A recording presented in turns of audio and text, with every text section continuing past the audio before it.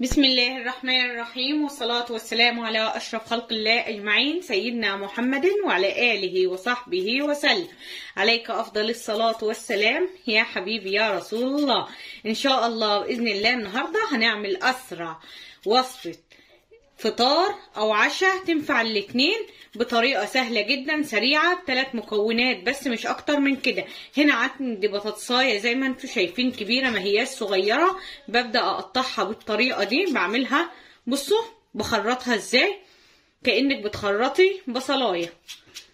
بعد كده ببدأ أعملها مكعبات صغيرة جدا على قد ما تقدري. خرطي مكعبات بصوا قد ايه صغيرة جدا. طبعا هخرط البطاطساية كلها ونبدأ نروح على البوتاجاز عشان نجهز الوصفة بتاعتنا. طبعا عشان نعمل الوصفة بتاعتنا عندي معلقة كبيرة سمنة في طاسة على النار، هسيبها لحد لما تسيح كويس قوي.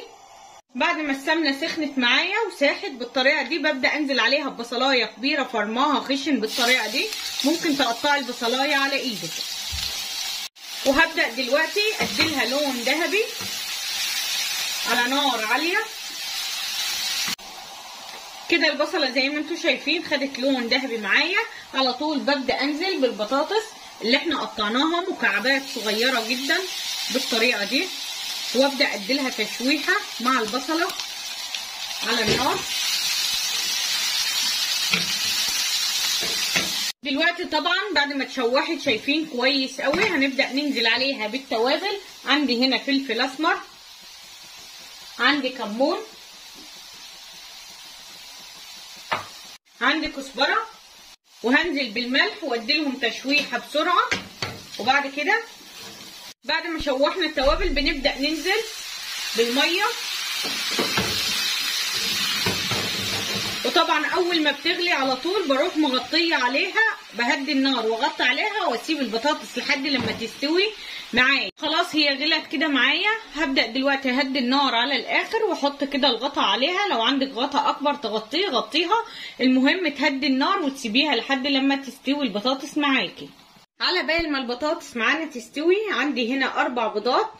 هبدأ انزل عليها برشة خفيفة من الملح ورشة من الفلفل الاسمر، وهبدأ ارب البيض واركنه على جنب على بال ما البطاطس تستوي. البطاطس زي ما انتوا شايفين معايا بصوا استوت ولسه فيها حبة مية. دلوقتي هعلي عليها النار واسيبها تنشف. هي استوت كويس قوي، بتضغط عليها بتلاقيها اتهرست هي زي ما انتوا شايفين، بس احنا مش عايزين نهرسها، احنا هنسيبها زي ما هي. بعد ما نشفت كويس قوي بصوا شايفين المية نشفت كويس قوي، السمنة معايا بدأت تشفشف. هبدأ انزل بالبيض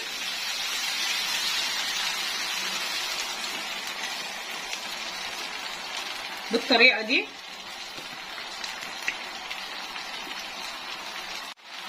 وكل ما نحس ان هو من تحت بصوا استوى بنبدأ ندي قلبة كده بصوا.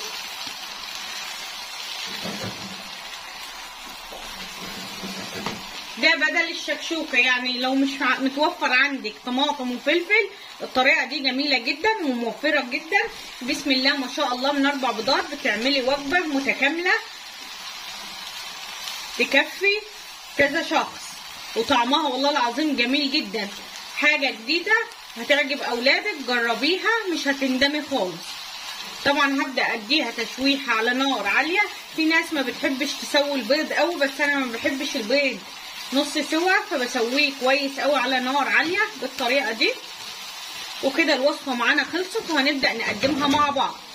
كده وصفتنا للنهارده خلصت. شايفين الجمال، شايفين الحلاوه، والله العظيم ريحته جميله جدا وطعمه جميل جدا موفر جدا.